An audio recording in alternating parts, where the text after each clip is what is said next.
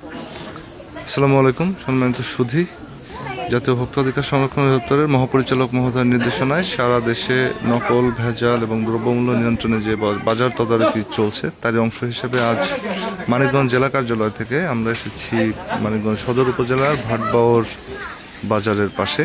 শ্রদ্ধেয় জেলা প্রশাসক মানিকগঞ্জ জনাব এস.এম. ফেরদৌস স্যারের নির্দেশনায় তা আমরা এখন এখানে এসেছি একটা ফার্মেসিতে।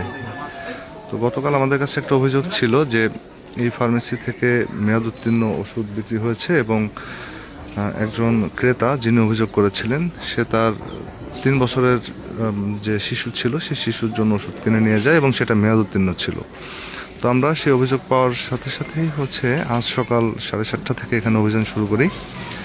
তো অভিযানে এসে যেটা দেখতে পেলাম সেটা হচ্ছে যে এই ফার্মেসির অধিকাংশ ওষুধই মেয়াদ উত্তীর্ণ।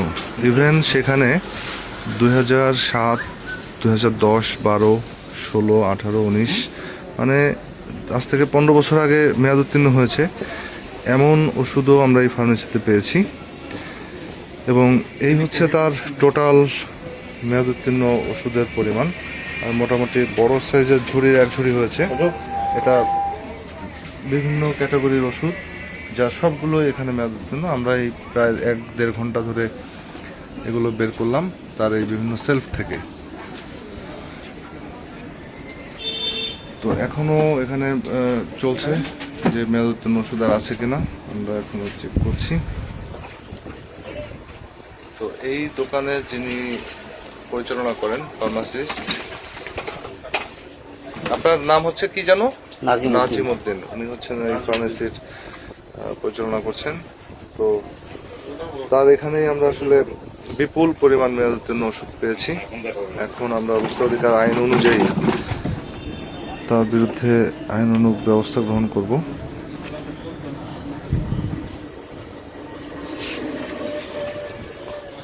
ছোট একটা ফার্মেসি, কিন্তু এখানের বেশিরভাগ তার ক্রেতাই হচ্ছে এই গ্রামের সাধারণ মানুষ, যারা হয়তো এই ওষুধের গায়ে যে মেয়াদ থাকে সেটাই হয়তো অনেকে বোঝে না বা অনেকে পড়তে পারেন না।